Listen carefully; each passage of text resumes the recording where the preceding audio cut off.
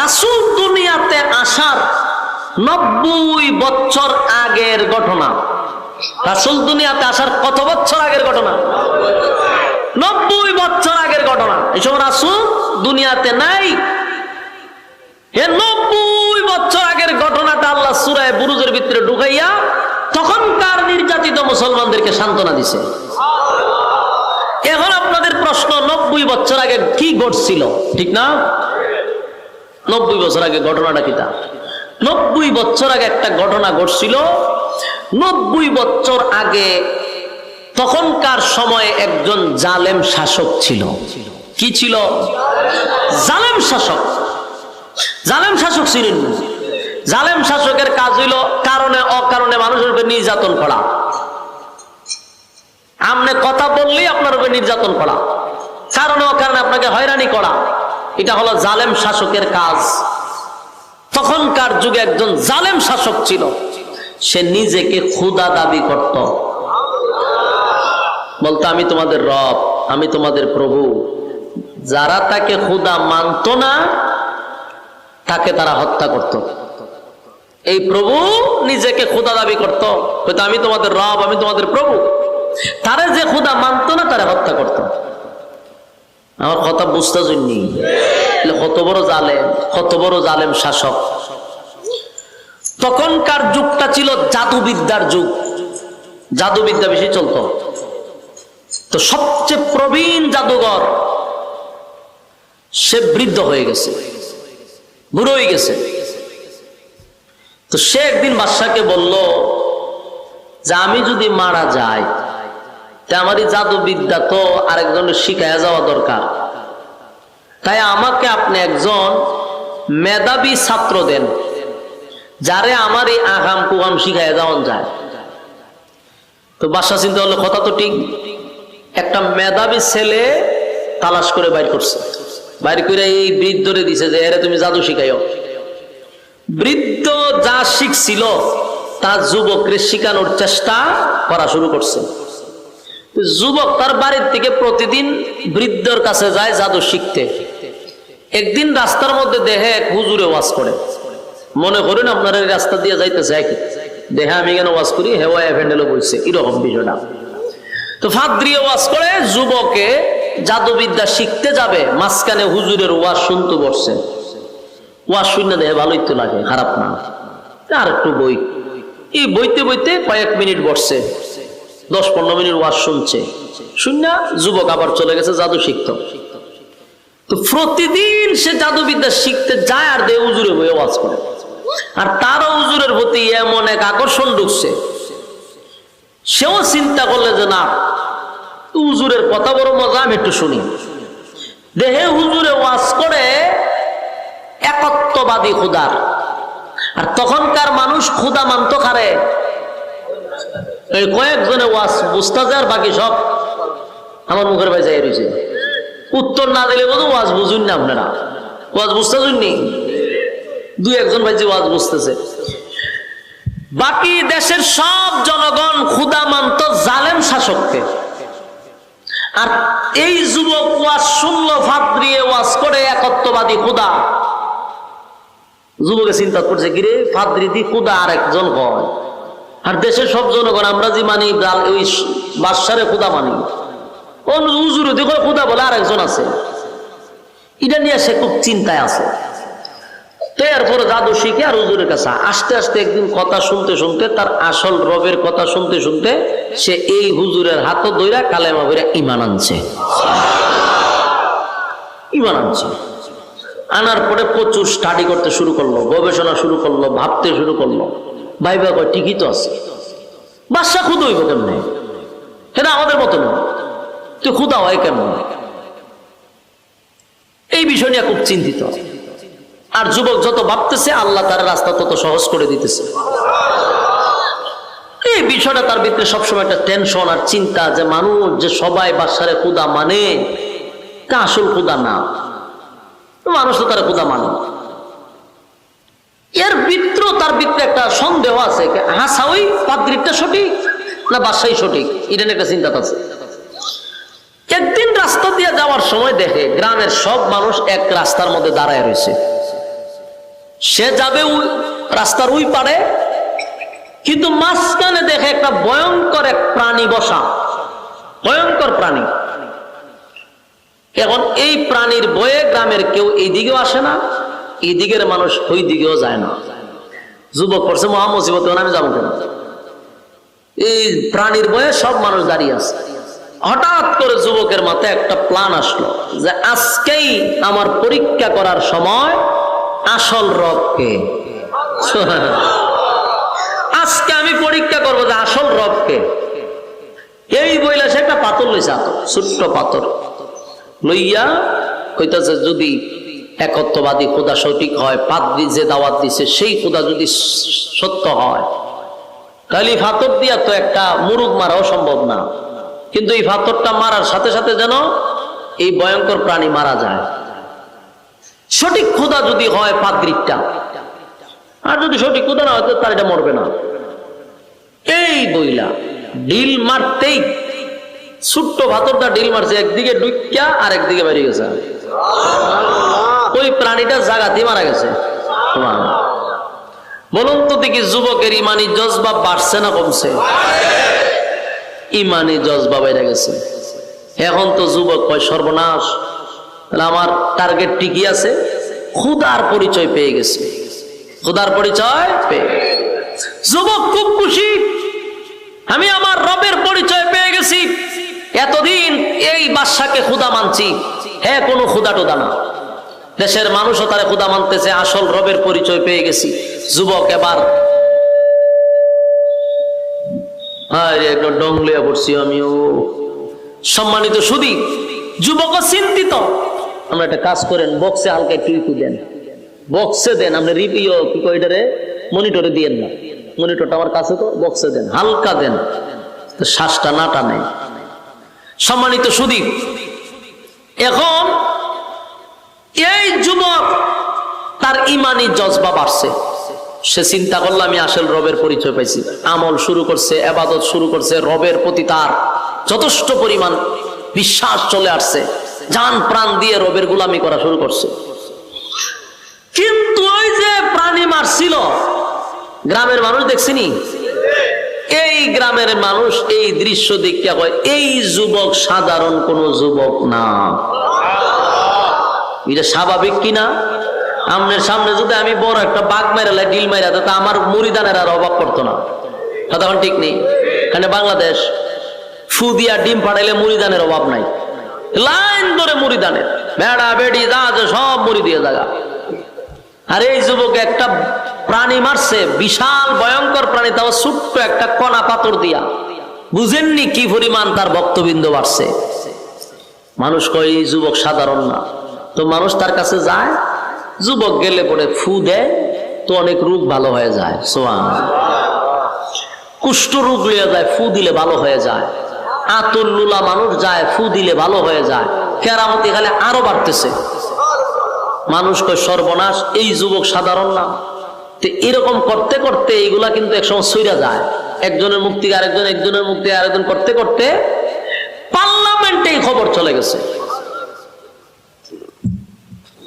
পার্লামেন্টে একজন অন্ধ মন্ত্রী ছিল। কি মন্ত্রী?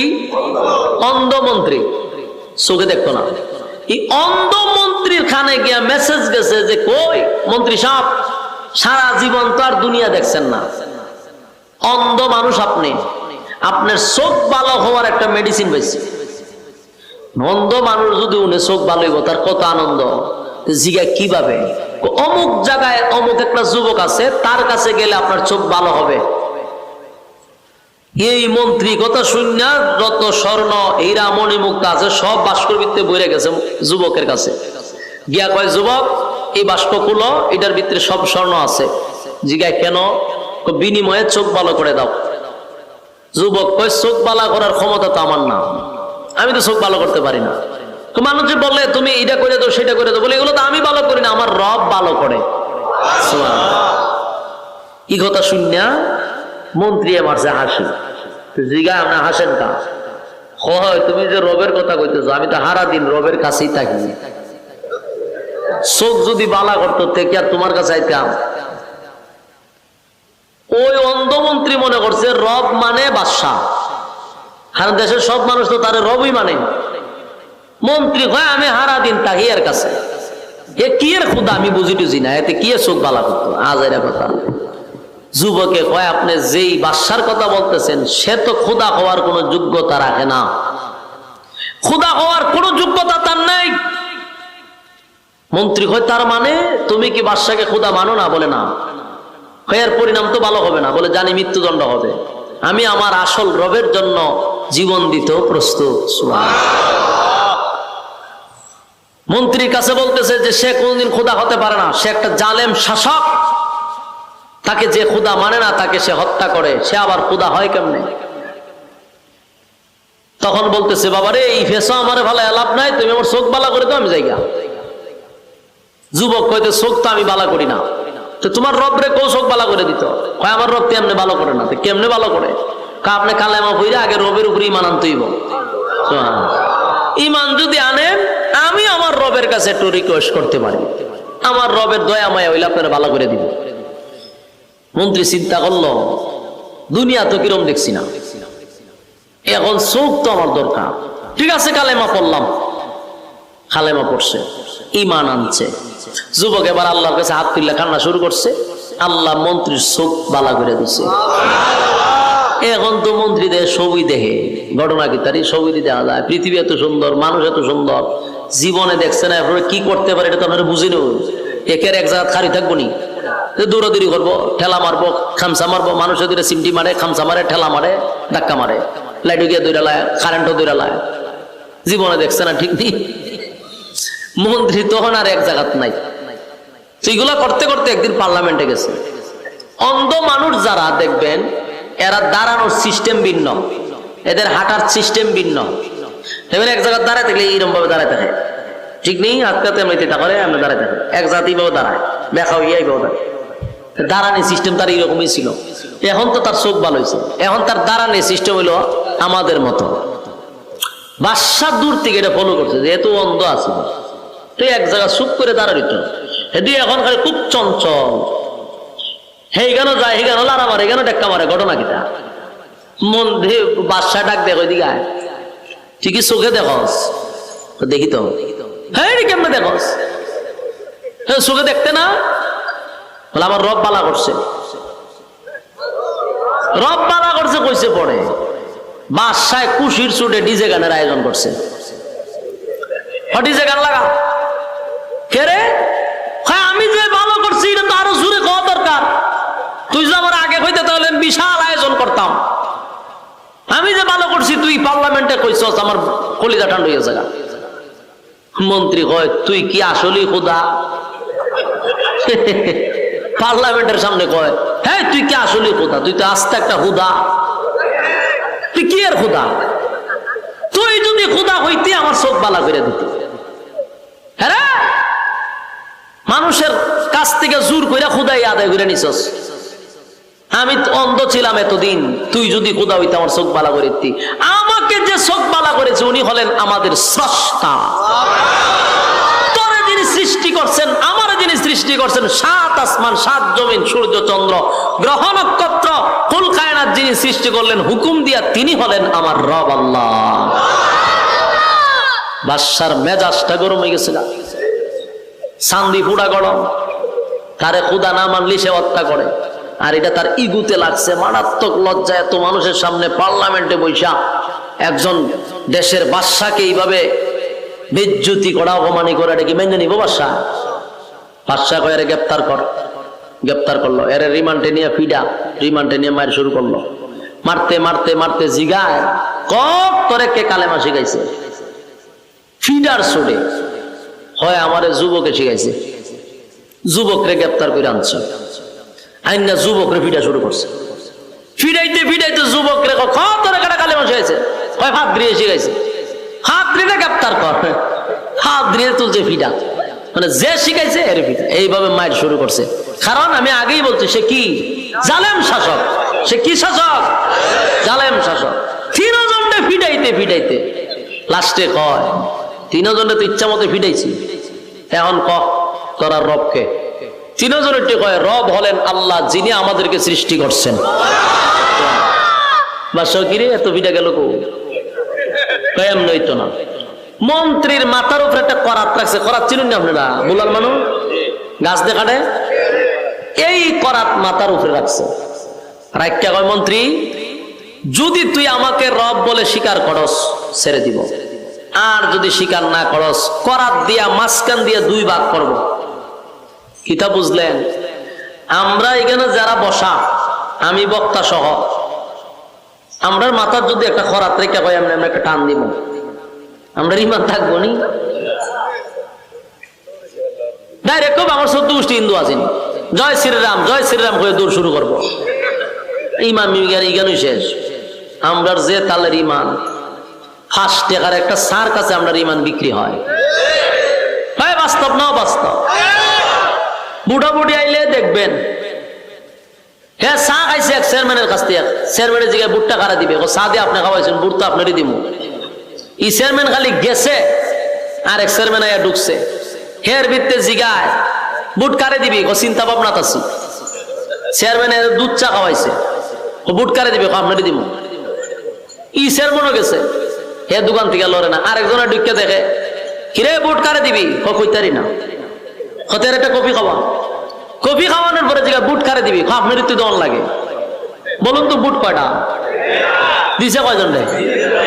যেই লোকগুলারে 5 টাকা দিলে ইমান জায়গায়, হের আবার খরাত লাগেনি, কথা কই না দি? চা কফি খাওয়াইলে ইমান শেষ, হের আবার কফি খরাত লাগবো? হ্যাঁ, আমরা খরাত লাগবো না। গুলির আওয়াজ শুনলে আমরা ডাইরেক্ট কালে মলমা করে বয়ে থাকি, ঠিক না? আমরা রইল ইমান। কিন্তু এই মন্ত্রী সবে মাত্র কালেমা ভইরা ইমানের পরীক্ষা তার উপরে চলে আসছে, সে বাদশারে ডাইরেক্ট বলছে 2 ভাগ করে ফেল, কিন্তু ইমান দিব না।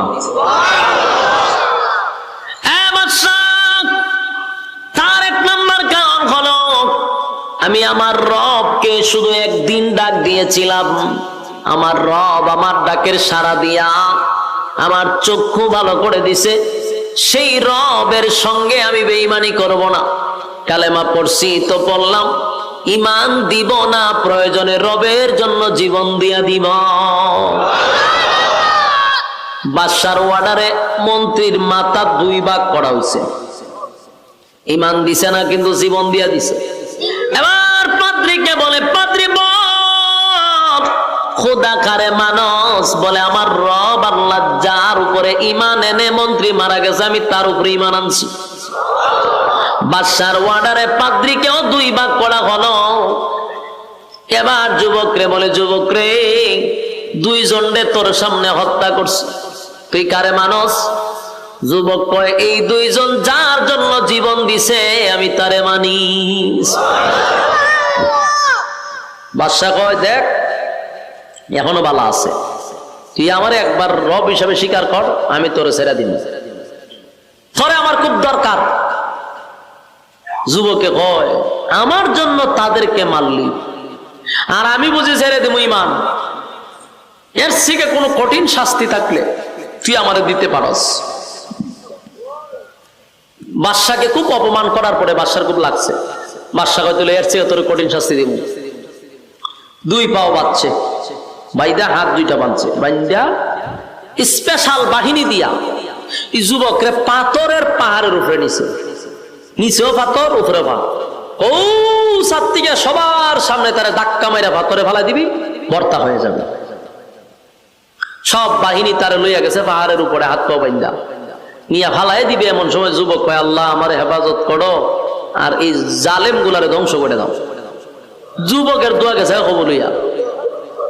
সব বাহিনীরে পাহাড়ের ভিতরে আল্লাহ সিট চালাইছে, বাইরিয়া সব পেয়ে মেরে লিছে।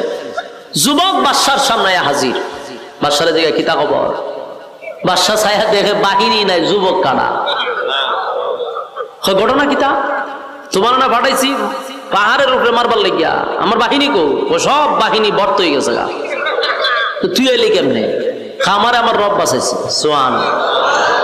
বাদশার মেজাজ খুব গরম, আবার বাহিনী দিয়া কয়, হাত পা বান, বাইন্দা সাগরের মাঝখানে নিয়ে ফালাই দিয়া মাছে খাইল, বড় মাছের মুখে ছেড়ে দিবি। সব বাহিনী তারে লইয়া গেছে সাগরের ভালো, হাত পা বাইন্দা বস্তার ভিতরে পড়ছে, সাগরের মাঝখানে নিছে এখন যুবক কথা, আল্লাহ আমারে বাঁচাও, এরারে তুমি ধ্বংস করো। যুবকের দোয়া কবুল। সব গুলারে বাতাস দিয়া সাগরের ভিতরে ফালাইয়া পানিতে চুবাইয়া সব তীরে মেরে লিছে। যুবক বাচ্চা একদম সুস্থ অবস্থায় বাদশার সামনে হারিয়ে কিতা খবর। বাদশার জায়গায় কিতা খবর বলা নেই। বাদশায় তো অবাক, কিরে আমি না তোর সাগরের মাঝখানে বানাইছিলাম, আমার বাহিনী কো? ও সব গেছে মাছের ভেড়। তো তুই এলি কেমনে? আমার রব বাঁচাইছে। সুবহানাল্লাহ। বাদশার পুরা মাথা গরম হয়ে গেছে। যত বাহিনী পাঠায় সব বাহিনী মারা যায়, হে মরে না। এখন তো টেনশন বেড়ে গেছে, কোনোভাবে মারতে পারতেছে না। আরো বহু সিস্টেম বাইর করছে, কিন্তু এই যুবকরে মারতে পারে না। লাস্টে গিয়ে ভাও ধরলিছে বাদশা, যুবকের ভাও ধরছে। তুই দেখো ভাই, তোরে কেমনে মারন যায় হোসেন। ভাও ইমান আনবার লেগে না, মারবার লেগে ভাও ধরছে। কত দুইটা ভাও ধরি, কত তোরে কেমনে মারন যায়। যুবকের জিগা আমার মারাটা কি তোর খুব বেশি দরকার? বলা হয় কেন? তুই গোটা দেশটারে তুই তোর খুদার পরিচয় দিবি, লাস্টে আমার কেউ খুদা মানত না। এই যন্ত্রণা আমার ঘুমো ধরে নাইলে তোরে মারে লিতাম। বাদশা কয়, তোরে আমার মারা খুব জরুরি, খুব দরকার, তোরে মারতে চাই। যুবক কয়, অসুবিধা নাই, মারতে যদি তুই চাস মারতে পারবে, তবে তুই চেষ্টা করলে পারতি না। আমার সিস্টেমে যদি মারতে চাস, আমি যেইভাবে পরামর্শ দিই, এই পরামর্শ শুনে যদি মারতে চাস তাহলে মারতে পারবে। বাদশা কয়, তুই যেমনি হোস এমনি শুনবো। তাহলে একটা কাজ কর, তোর দেশের যত জনগণ আছে সব জনগণে এক জায়গায় জমা করবি, গড়ের মধ্যে কেউ থাকতে পারবে না। মনে করেন একটা কথা বলে, বাংলাদেশের প্রধানমন্ত্রী শেখ হাসিনা যদি বলে যে বাংলাদেশের সব মানুষ তোমরা যারা যেখানে আছো আগামীকালকে ঢাকায় আসবা, কেউ করে থাকতো না। পত্রিকায়, টিভিতে, সোশ্যাল মিডিয়াতে সব জায়গায় নিউজ হইতেছে, গ্রামে গ্রামে মনে করেন মাইকিং হয়েছে, মসজিদও মাইকিং হয়, সবাই বলতেছে আগামী এত তারিখে সবাই ঢাকা যেতে হবে, কেউ করে থাকতে পারবো না। এত কিছু হওয়ার পরেও আপনারা কি ধারণা সবাই ঢাকা যাইব? আচ্ছা বলছেন, আমি তো কথা বলতে, আপনারা বুঝুননি কথা। তো বুঝলে কি তা হন, হ্যাঁ অথবা না তো কোন দরকার। আপনারা দি গুরুস্থানের মতো নিরাই গেছেন গা। হ্যাঁ সব যাইব নি, মাঝে কবে খাই আর খাম না। তুমি কইছ আমরা যাওয়ান গা লাগবো, মাঝে খাম খাচ্ছে না। কেউ কয়েকজন যাইতে পারে, কেন যাইব? যারা তেল মারুন এরা যাইব, ঠিক না? তেল মারুন এরা যাইব, বাকি এরা কবে আমরা খাম আছে, আমরা যাওয়া যেত না। কিন্তু সরকার যদি এই আইন করে, বেলা আগামীকালকে ঢাকা আসতেই হবে, যারে গরম পাওয়া হবে তারে ক্রস ফায়ার করে মারা হবে, এই অর্ডার যদি চালু হয়, কিতাব ওজন কেউ গরো থাকবো?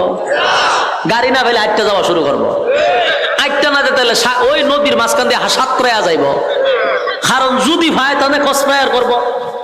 একটা বাঙালি গরো থাকবো না, আমার কন্যা দি দেশের একটা মানুষ গরো থাকতো না। বাচ্চা কাচ্চা লইয়া কান্দ লইয়া দৌড় শুরু করবো, যে হায় থারা তিরালে মাইরা লইব, মরণ ডে ডরায় সবাই। ওই জালেম শাসক এই আইন জারি করছে, যারে গড়ে ভামো তারে মারণ, সবাই একটা নাইবি। তো মানুষও সব লইয়া এক জায়গাতে জমা হয়েছে, সবাই এক জায়গায় আসছে। এবার যুবকটারে একটা স্টেজের উপরে বাইন্দা রাখছে, হাত পাও বাইন্দা রাখছে। এখন যুবকে কয়, শোন সবাই আসছে বলে, হ দেশের একজনও বাদ নাই। তাহলে আমি একটা মন্ত্র শিখাবো, এই মন্ত্র তুই বলবি আর আমারে তীর মারবি, আমি জাগাতি মারা যাব। তবে মন্ত্রটা সবার কানে কানে পৌঁছতে হবে, যদি একজন না শুনে আমি মরবো না। বাদশা কই, সব বনাস যে ভাবি হোক মানুষের কানে এটা পৌঁছাইতে হইব। তখন তো মাইক ছিল না, যে ভাবি হোক কানে পৌঁছাইতে হইব।